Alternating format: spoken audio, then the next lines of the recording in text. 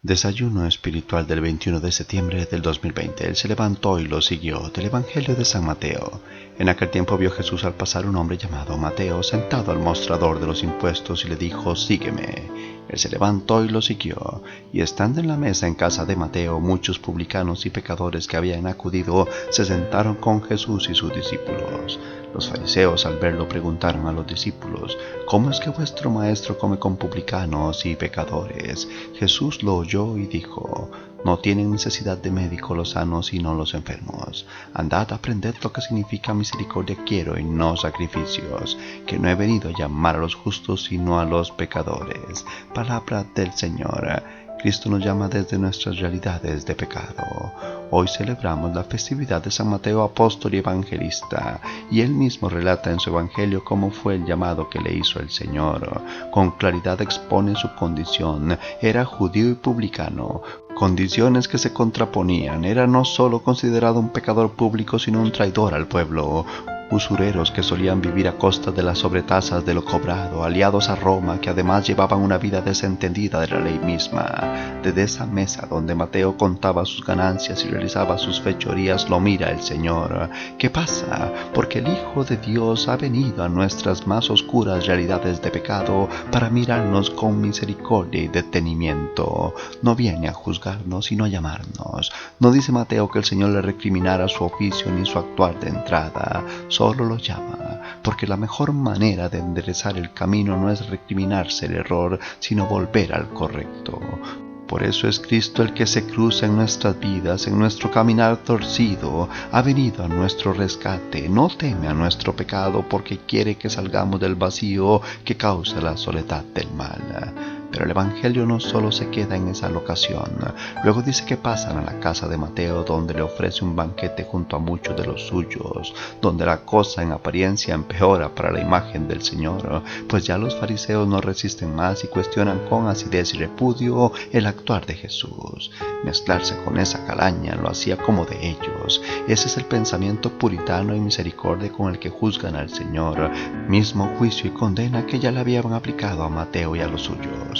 Pues el Señor escucha sus críticas malintencionadas para aclarar su misión, para mostrarles el lugar del Hijo del Hombre. Él ha venido a nuestra vida de pecado para sanarnos y salvarnos, para rescatarnos y restaurarnos, no para rechazarnos, sino para acogernos y orientarnos a la verdad en la transformación del corazón, pasarnos del mostrador del pecado donde nos congraciamos con nuestro mal hasta con orgullo por ignorancia y desconocimiento del amor verdadero, por la mesa de su palabra y su presencia, pasarnos del banquete de lo pasajero e insuficiente para ofrecernos alimento de vida eterna, para que no perezcamos jamás. Jesús a la mesa de los publicanos está en el lugar correcto.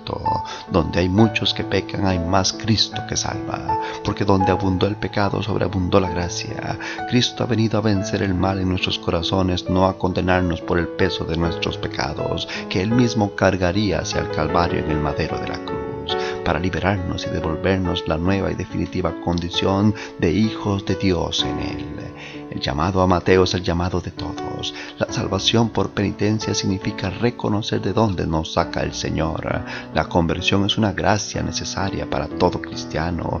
Nadie nace inmaculado a excepción de nuestra Madre Santísima, que igual en la gracia concedida tuvo que mantener su sí con un ejemplo de vida santo. Pecadores somos y en Cristo pasamos de no tener destino por el mal en nuestro corazón a una vida plena y eterna junto a aquel que nos llama para que vivamos en su amor, en su santa voluntad, que es la misericordia en obras para bien de los demás. Dejar de contar para nosotros mismos como hacía Mateo en la mesa del pecado, para empezar a contar para los demás necesitados en la mesa de la misericordia.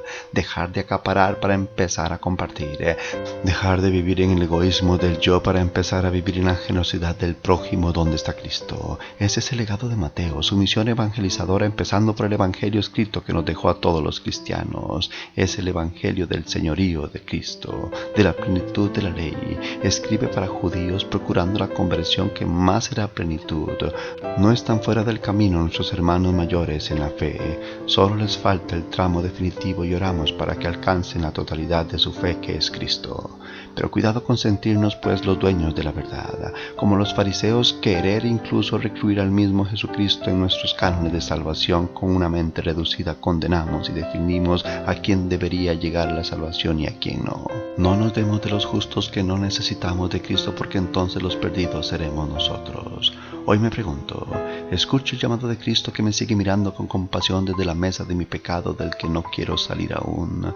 Le abro mi corazón para que me visite, ilumine mis áreas de oscuridad y así volver a su luz.